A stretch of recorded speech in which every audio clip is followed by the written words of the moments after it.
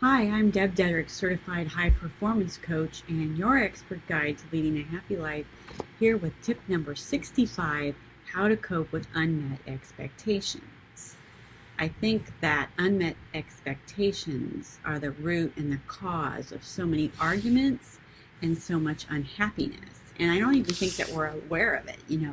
If you think about it, when we are having a relationship with somebody and we are even unconsciously expecting them to know what we want from them or what our outcome is, and you're subconsciously thinking about this and then you don't get it. A good example of this would be Valentine's Day. How many of you girls out there have these big grandiose notions in your mind about what Valentine's Day is going to bring you? And it's maybe a big bunch of roses and a candy or a ring, all the things that have been promoted in the media that equals love.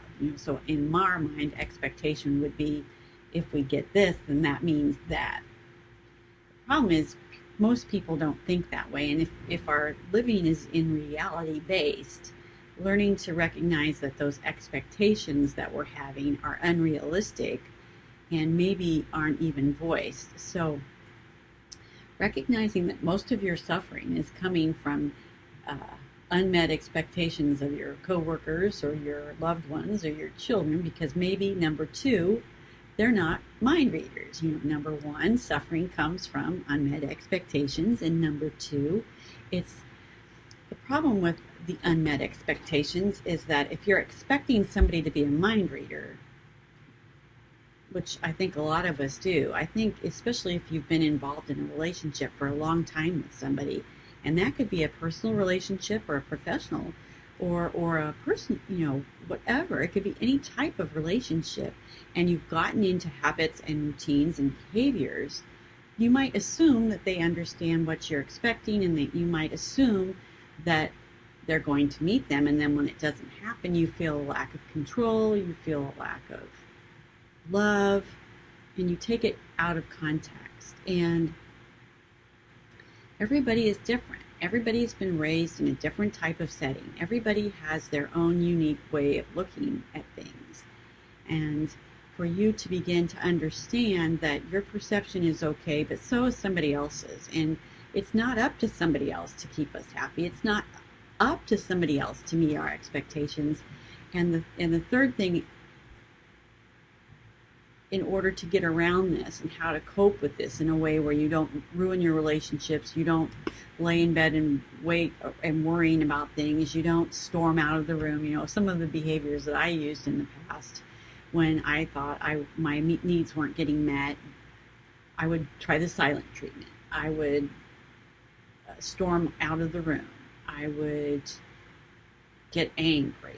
And absolutely none of those things ever worked for me. All it did was cause me further pain and suffering, because it would trigger anger in whoever I was having the interaction with, and everything would just explode and nothing got solved. So trying to get a realistic view of that not everybody's going to understand what you're doing or wanting. And then probably number three, which is the hardest, is to take some courage. If you're really wanting to have your expectations met, this takes courage and planning. If you're wanting something to happen and you're wanting an outcome, rather than barging into the situation, what you do is you figure out what it is that you want, and then you plan out a little bit of a strategy. And I would even suggest getting a script and then practicing a little bit and trying different scenarios. People don't go around trying to make each other angry.